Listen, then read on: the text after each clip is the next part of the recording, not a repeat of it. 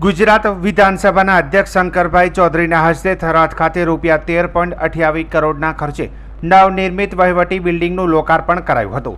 વિવિધ સુવિધાઓથી સજ્જ સરદાર સરોવર નર્મદા નિગમ લિમિટેડ વહીવટી સંકુલનું અધ્યક્ષશ્રીના હસ્તે લોકાર્પણ કરાયું હતું। થરાદ ખાતે આયોજિત કાર્યક્રમમાં અધ્યક્ષશ્રી શંકરભાઈ ચૌધરીએ જણાવ્યું હતું કે રાજ્ય સરકાર દ્વારા થરાદ પંથકના વિકાસ માટે અનેક કાર્યો કર્યા છે। राज्य सरकार हर हमेशा खेडूतोना પડખે રહીને છેવાડાના વ્યક્તિઓની ચિંતા કરી છે। તેમણે ખેડૂતોને અપીલ પણ કરી હતી કે એક એક ટીપું પાણી બચાવીએ અને વડાપ્રધાન નરેન્દ્રભાઈ મોદીના કેચ ધ રેઇન અભિયાનને સફળ બનાવીએ। ગામનું પાણી ગામમાં અને સીમનું પાણી સીમમાં રહે તે માટે જળ સંચય સહિતના કાર્યો કરવા ખેડૂતોને તેમણે આહવાન કર્યું હતું। વિધાનસભાના અધ્યક્ષે ખેડૂતોને અપીલ કરી હતી કે તેઓ વધુમાં વધુ સૂક્ષ્મ પિયત પદ્ધતિનો ઉપયોગ કરે, જેનાથી જમીનમાં આવતો ક્ષાર અટકાવી શકાય તથા આપણી જમીનને બચાવી શકાય। તેમણે નર્મદા નિગમને પીઆવો ફરજિયાત આપવા અપીલ કરી હતી। દરેક ખેડૂતે પાણી માટે નર્મદા નિગમના નાણાં જમા કરાવીએ આપણી ફરજ હોવાનું જણાવ્યું હતું।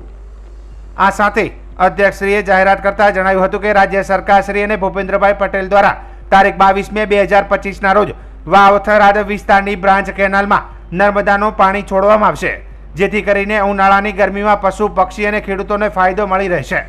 તેમણે માં નર્મદાનું પાણી એ પાણી નહીં પરંતુ પ્રસાદ છે તેમ જણાવ્યું હતું। આ સરહદી વિસ્તારના પ્રજાજનો વતી ખાસ કરીને વાવ થરાદ વિધાનસભા જેના નર્મદાની કેનાલોનું કામ પૂરું થયા પછી હવે એનું મરામતનું કામ અને રેગ્યુલેશનનું કામ આ અગત્યના કામો માટે એક મોટી કચેરી બધા અધિકારીશ્રીઓ અહીંયા રહી શકે એ માટેના ક્વાર્ટર સહિતની વ્યવસ્થા અને તેનું બિલ્ડિંગનું આજે લોકાર્પણ કરવામાં આવ્યું છે। આ વિસ્તારના ખેડૂતો માટે આ કચેરી થવાને કારણે ઘર આંગણે જ એમને જરૂરી નર્મદા બાબતની માહિતી મદદ એ અહીંથી થઈ શકશે। આ માટે હું રાજ્યના મુખ્યમંત્રી શ્રી ભૂપેન્દ્રભાઈ પટેલનો હૃદયપૂર્વક આભાર માનું છું। સાથે સાથે જે માઇનોર સબ માઇનોરમાં કેટલાક કામો હતા એની પણ આજે મંજૂરી એમણે આપી છે, તો એમના માટે પણ નર્મદા નિગમ અને માનનીય મુખ્યમંત્રીશ્રીનો આભાર માનીએ।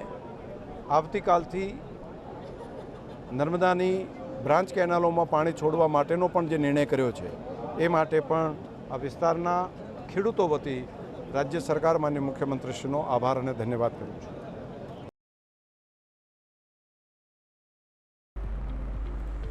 उल्लेखनीय है कि अधिक इंजीनियर श्री सरदार सरोवर नर्मदा निगम लिमिटेड थराद हस्तक 3 विभागीय कचेरी तथा 16 पेटा विभागीय कचेरीओ कार्यरत है, जेमां कुल 187 अधिकारी कर्मचारीओ महकम मंजूर थयेल छे।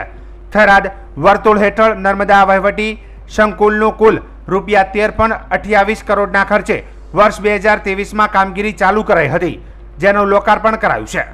थराद वर्तुळ कचेरी हेठळ 6 ब्रांच और 3 डायरेक्टर डिस्ट्रिक्टनो समावेश थाय छे, जेना थकी बनासकांठा जिल्लाना थराद वाव बाबर सोयगाम विस्तारनो कुल कमांड 1,30,000 हेक्टरथी वधु विस्तारने सिंचाई माटे पाणी उपलब्ध करवामां आवे छे।